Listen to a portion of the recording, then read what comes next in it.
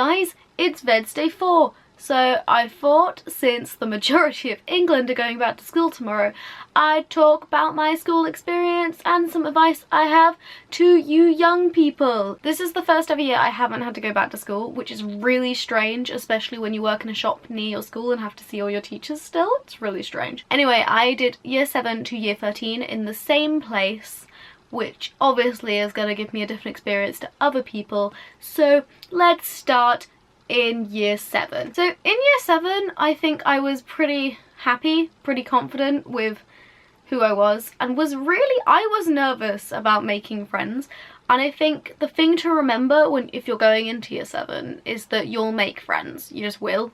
Like, it's not something you need to worry about. I'm not worried about it at uni because I know it will just happen. Wherever you're going, you will make friends and it will all be okay.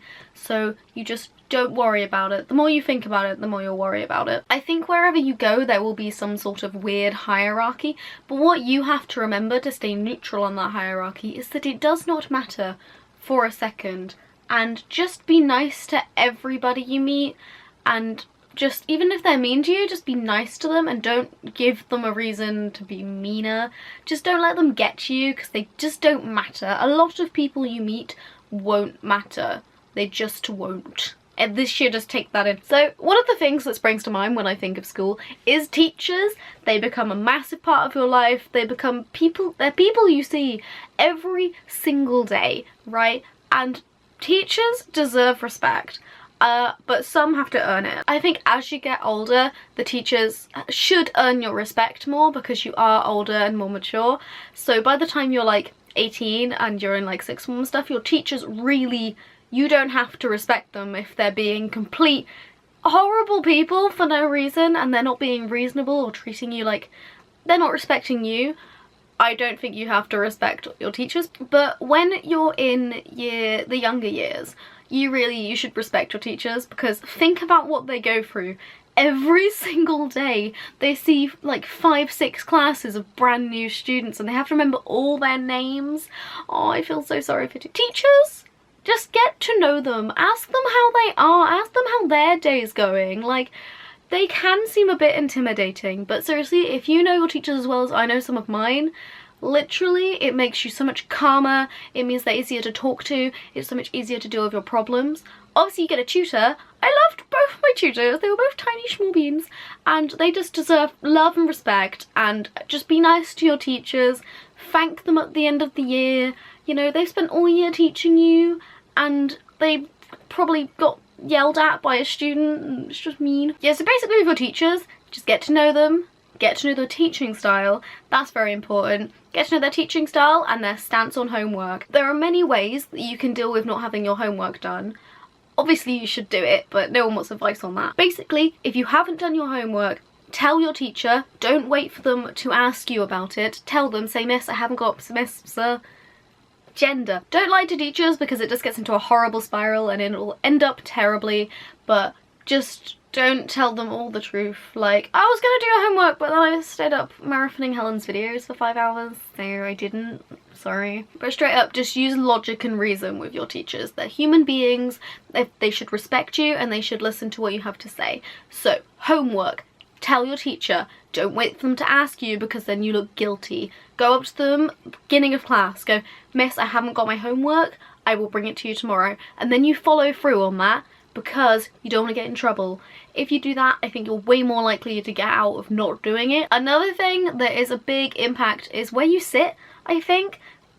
It's, if you don't like where you sit and it's been bugging you, tell your teacher, but don't be like, "I want to sit by my friend." Be like, "Can I move seats because this person's distracting me?" You've got to use reason and logic to create a solid argument of why you should move seats, because that's how you end up sitting by someone you like. And then, new friend. Don't be afraid to be friends with everybody. There's no reason why you can't be. I also have the advice of just don't care that much, because a lot of people don't matter and you will forget them, and they just don't let people have a big impact on your life. Have a small, close group of friends who you get on well with, have similar hobbies with, but also make sure you're friends with everybody. So if there's a bit of drama in your friend group, you can be like, I'm gonna hang out with these people for a few days, and you might find a new set of friends. Be friends with as many people as you can, because why not? Come on, it's fun. The best way, I think, to start a conversation with someone is by complimenting them, honestly. Because I made friends with Maria Sitsi by complimenting her eyeliner. It's something to talk about, and also they will know that you mean well. And so you'll be like, oh, I really like your shirt. And they'll be like, oh, thank you. And you can be like, where did you get it from? And then it stems into a conversation about that. And that's just a good way to kind of like start a conversation. It's also good to be confident in yourself and in what you're saying. Remember, you are beautiful and interesting, and don't let anyone convince you that you're not beautiful and interesting. Don't be afraid to shed negative people out your life, but also if you see someone every day, you must be civil, very civil, be lovely, and it will be okay. I'm gonna call the next bit staying organised, because I feel like a bleep fuck. I'll be like, put the title.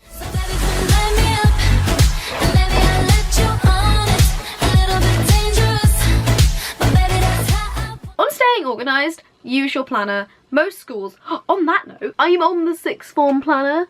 Can you see it? Look, I'm on it. That's the front cover of a planner that I'm on. But your school planner will have like term dates, it'll have places to put your timetable, and it will have days. I started using colourful pens in my planner and drawing in it to make me like want to check it and want to use it. So that worked quite well, and I did use my planner a lot from years 7 to 11, but when I got into sixth form I started using a digital one on my phone. I don't think that's as good when you're younger, because they're just like, get off your phone. You're like, I'm just trying to do my homework. But just stay organised, bring a pen. That's probably all you need. Like, for real, all you need to bring to school is a pen. Like, you'll realise that. You don't need to overpack.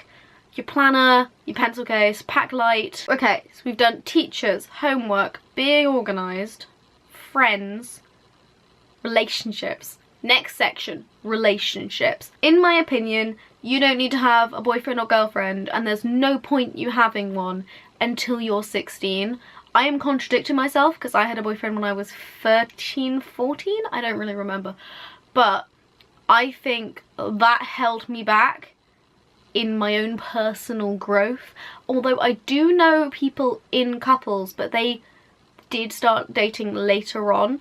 But seriously, when you're in like year 7, 8, and people are all like getting together, it's not really a thing. Just have lots of friends. I don't know, I don't think it's worth having it. I think it restricts your personal growth. It can create an isolation for the couple, which means that they won't like have as close friends, and if they do break up, that can leave them quite isolated. I think it's bad to have relationships in school because you see your partner every day, and if you break up, you see them every day, and it's kind of a nightmare. So I would recommend not doing that, especially if you're going to have to see your ex-boyfriend every day for the next 3 years, because it's not fun. But if you do want to get into a relationship, number one, don't do anything you're not comfortable with. Don't give in to peer pressure. Number two, all my friends and me have terrible relationship stories where we dated someone for like a week or a month and it meant nothing and it was just kind of dumb, and now we all just laugh about it. Only good things we got out of them were really that it was a funny joke now, but back then it was kind of just a waste of time. Number three, don't isolate yourself. Stay very close to your group of friends. Lots of girls, a group of girls. I blew my friend off to spend time with my boyfriend, and I still regret that decision because it was dumb. I'm dumb, I'm still sorry. Number four, if you break up, it's not the end of the world. There are so many other people. You've got school days to live in. To conclude relationships, I wouldn't bother having one because it will probably end. You can always date someone later. Like, there's always later. You can be really close friends with someone. Like, one of my favourite couples I know, because they were friends and then they liked each other and they're so cute, so cute. Self-care, also another very important topic. Self-care. The important thing is that you look after yourself, okay? Important things to remember.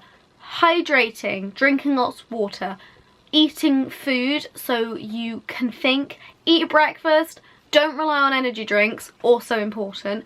Get enough sleep, look after your mental health, make sure you have a balance between school life and your other life. Have hobbies outside of school or inside of school, like if you join a club or stuff, they're really good for making friends as well. On that note, attendance, it really doesn't matter if you miss one day of school. They will really big up this 100% attendance thing. If you're feeling ill or under the weather or anything like that, if you're feeling like a cold and you've got a headache and you think you won't be able to learn and you're at school, you can go home. Just make sure you catch up on work. Go and talk to your teachers. Like, please, never isolate yourself from your teachers. They are here to help you. If you're struggling with anything, go and see them. If you've missed a lesson or missed a day, go and see them, because if you turn up to the lesson, they'll be more annoyed about it. Like, seriously, always go and see your teachers and be like, I need help. They will like you more, and that will help you get away with things. Final advice, I think, would be to take photos and write diaries, because I'm so glad I have those things. Some of my favourite things is looking back on Facebook albums that people have uploaded from when I was in like year 8 and year 9 and year 10, and watching myself like progress, even if it's a bit cringy now I look at it. It's really nice like looking at some of the pictures. I'll put some of them up so you can laugh at me. I know we've come so far, but we've got so far to go. But also I have a diary. I was really bad at writing a diary, but I wrote one for a little bit in year 8. And it just has the funniest stuff. It just is so funny and so like nostalgic to look back on it and remember the things we used to do, because we made so many jokes and so many memories because you're constantly with your mates. Always, guys, seriously, constantly with your mates. It's great. You're just constantly with your mates and you're constantly making jokes and fun stuff, and we did so many things that we couldn't possibly remember them all, and we just had so many memories and so much drama and so many things happened in our little group that I wish I had written them all down so I could read them.